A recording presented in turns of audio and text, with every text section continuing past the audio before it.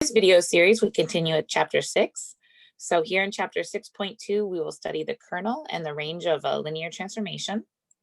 Our learning objectives covered in this series of videos are to find the kernel of a linear transformation, find a basis for the range, the rank, and the nullity of a linear transformation, determine whether a linear transformation is one-to-one or onto, prove basic results about one-to-one and or onto linear transformations. We say and or here because linear transformations can be one-to-one, they can be onto, and they could be both one-to-one and onto. That's what we call an isomorphism.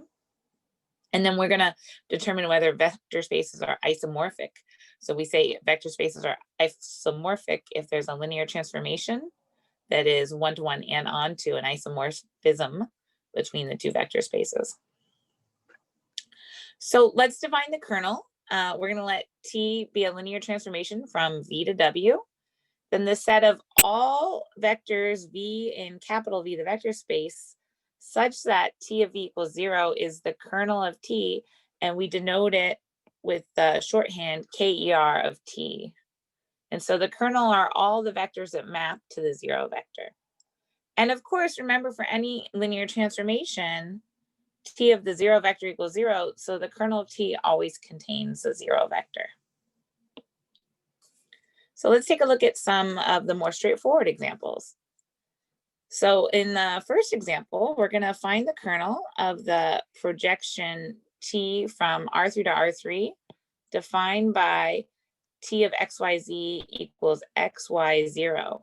So the solution to get zeros are out here is going to occur when X is 0 and Y is 0, and Z can be any value because this linear transformation maps Z to 0. So our solution set for the kernel is all vectors of the form 0, 0, Z, where Z is any real number because Z will automatically map to R. Okay, in our second example, we want to find the kernel of the 0 transformation T mapping V onto W, defined by T of V equals 0. So T of V equals 0 is true for all V's in the vector space. So the kernel of this transformation T is a whole vector space because this transformation maps every vector to 0. Then let's take a look at this third example. So now we're going to find the kernel of the identity transformation, where T of V equals V, and this maps vector space V onto itself. So T of V equals 0 means that the original vector V is 0, so there's only one vector that satisfies that. So the kernel of this transformation T is just the 0 vector. And we put it in these squiggly brackets for set notation because we've just got a single vector in here. All right, now let's find the kernel of this linear transformation defined here by T of x1, x2, x3 equals 5x1 minus 4x2 minus 6x3 in the first place, or the first component, and 4x2 minus 8x3 in the second component. So this is mapping R3 onto R2. We're starting with a 3 tuple and ending up with a 2 tuple. So what's going to make that 0 is if each of these two equations equals 0. So we can set that up as two linear equations and then convert it to augmented matrix here. And then we can do reduced row echelon form to get this solution. So we see here we've got a dependent variable, so we'll call that T. And so we can say, all right, x3 is going to be T.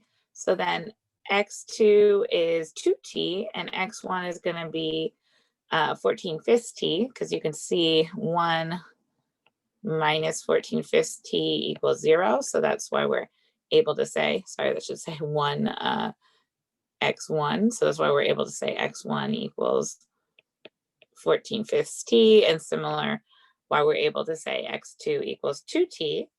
So the kernel of T has infinitely many solutions because we have this free variable T.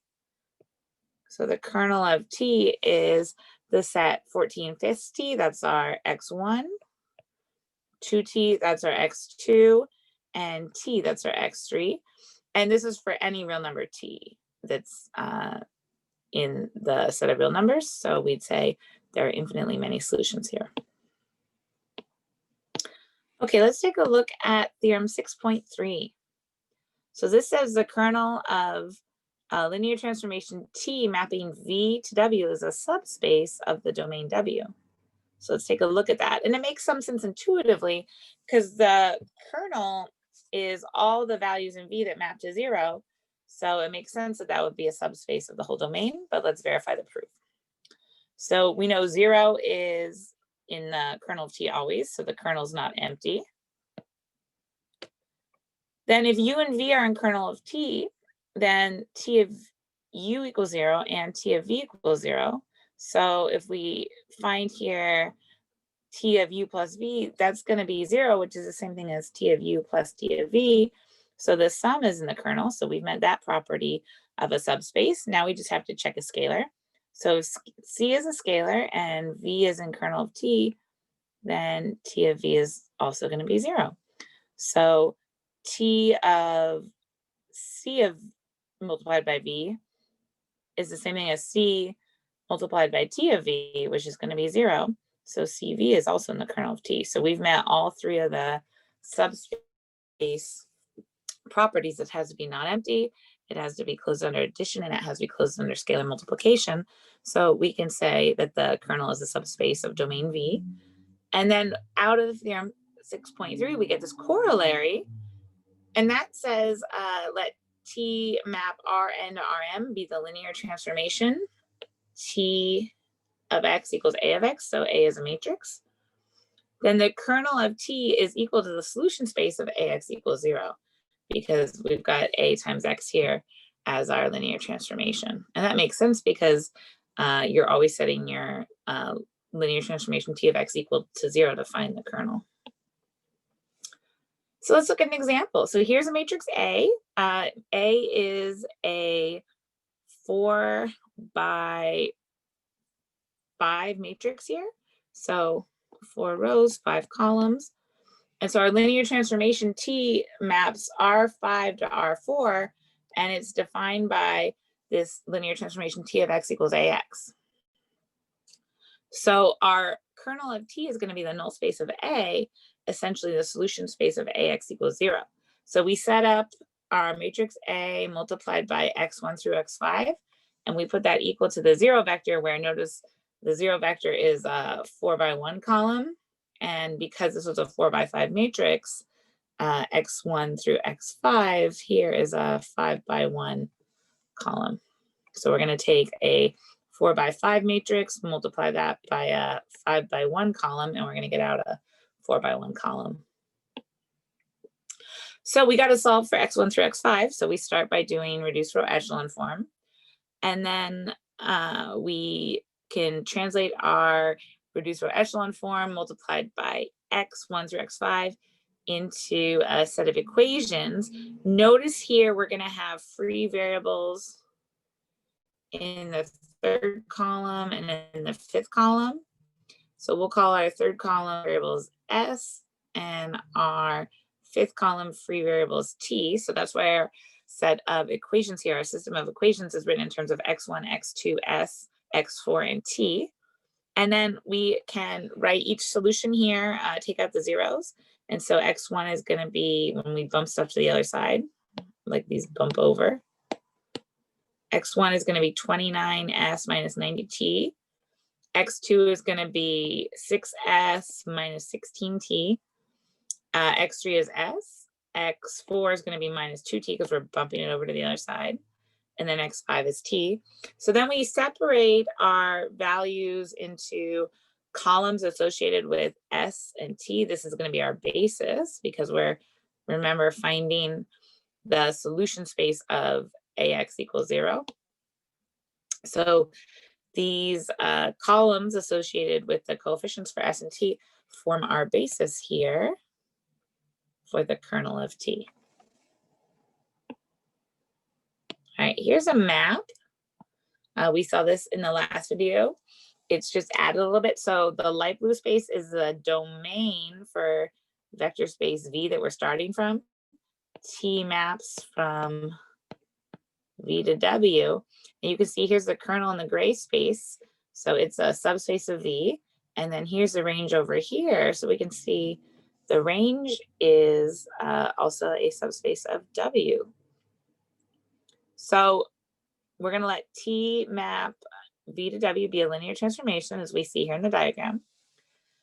Then we can say the set of all vectors W in the vector space W that are images of vectors in V is the range of T, and it's denoted by range of T.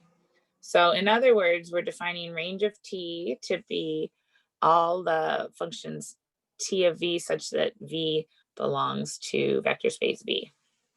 And then we can see here, the range is a subset of the codomain, and W is our codomain. So in this diagram, we're showing the kernel is mapped by T to 0, and that's a subspace of the domain V, and then the domain is mapped by T into the range, which is a subspace of the codomain. Okay, let's take a look at theorem 6.4.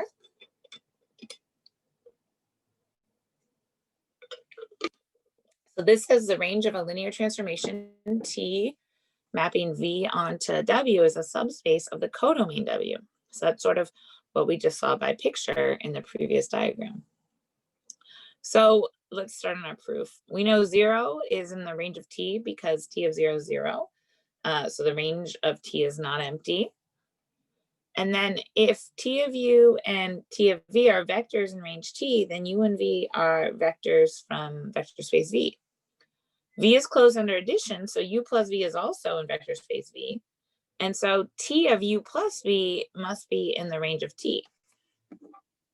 And then we also know here that T of U plus V equals T of U plus T of V. So T of U and T of V are both also in the range of T. And so that implies the sum T of U plus T of V is in the range of T. So now we're going to check the scalar multiplication. So we just proved the closure under addition. And so we're going to let C be a scalar, and then T of V is going to belong to the range of T. Then V is a vector in vector space V. Since V is vector space, it's closed under scalar multiplication. So we've got that C multiplied by vector V is in vector space V. And so T of C times V is in the range of T. We also know from the properties of linear transformations that T of scalar C multiplied by vector V is just equal to scalar C multiplied by T of V. So that is taken care of. So if C is a scalar and T of V is in the range T, then that implies that C multiplied by T of V is also in range T. So we have shown the closure under scalar multiplication. So we've shown that the range of the linear transformation T is a subspace of the codomain W. And that's just what we saw back here in this diagram. So here's our range, and then this area I shaded green is our range, and we can see it's a subspace of the bigger vector space W, what we call our codomain. All right, let's look at another example. We're going to find a basis for the range of the linear transformation T, where T is mapping from R5 to R4. It's defined by T of X is matrix A times X, and here's our matrix A. So this is another 4x5 matrix. And it should look familiar because if we go back, I believe this is the exact same matrix we just worked with. So you'll see, oh, this is the matrix where we found the null space for it and the basis for the kernel. So I think it's the same matrix here, same reduced row echelon form. And so the range is the column space of A. So here's where we look to our pivot column. So we have a pivot column in column 1, a pivot column in column 2, and a pivot column in column 4. So remember, the pivots are where the leading coefficient is 1 and all values underneath, or all values elsewhere in the column are 0, both underneath and on top. So we can say a basis for this range corresponds with the column space of A, and so that's going to correspond with the columns 1, 2, and 4, because those are our pivot columns. So these columns right here, 1, 2, and 4, are the range the basis for the range. So to find the basis for the range, it's as simple as converting your matrix to reduced row echelon form, finding your pivot columns, and then those columns from the original matrix A here, the column space of A, are the basis for our range.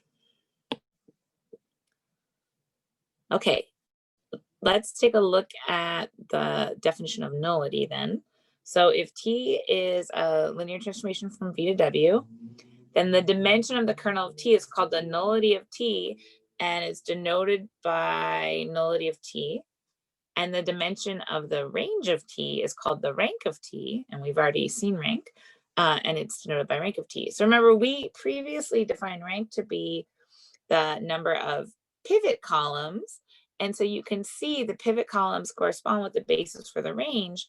So it's an equivalent statement to say the dimension of the range is called the rank of T. All right, so this leads us to theorem 6.5. And so you're going to be not surprised based on what we saw back with matrices to learn that the sum of the rank plus the nullity is n. So we're going to let T be a linear transformation from V to W. V is n dimensions into vector space W. So it doesn't matter the dimension of W, because the dimension of V is n, then the rank of T and the nullity of T equal n. So in other words, what this is saying is that the dimension of the range of T, that's the rank, plus the dimension of the kernel of T, that's the nullity, equals the dimension of the domain of T, where V is our domain. So because V is n dimensional, we call this n. So let's take a look at an example. So here is a big old 5x8 matrix A, and that matrix A is going to get multiplied by vector X to be a linear transformation from R8 to R5. And we're going to find the rank and nullity of the linear transformation. So to do that, we take matrix A and we put it in reduced row echelon form. So remember, you would always use simpy to do this because you don't want to be cranking it out by hand for this 5x8 matrix. And then once we're in reduced row echelon form, we look for our pivots. So here's a pivot in column 1, column 2 is a pivot, column 3 is a pivot, and it looks like column 5 is a pivot. Oh, yeah, so we've got 4 pivots total. And so the rank of T is 4, and then the nullity is going to be 8 minus 4 because V is R8. So we've got n equals 8. So we say n minus rank of T right here. And so that's where we get 8 minus 4 equals 4. So using this relationship that we found here, that rank of T plus nullity of T equals n, is going to allow us to do some shortcut calculations, knowing the dimensions of the vector space and being able to find the rank really easily from the pivot columns in reduced row echelon form. So in the next video, we'll take a look at what it means for linear transformations to be 1-to-1 and onto.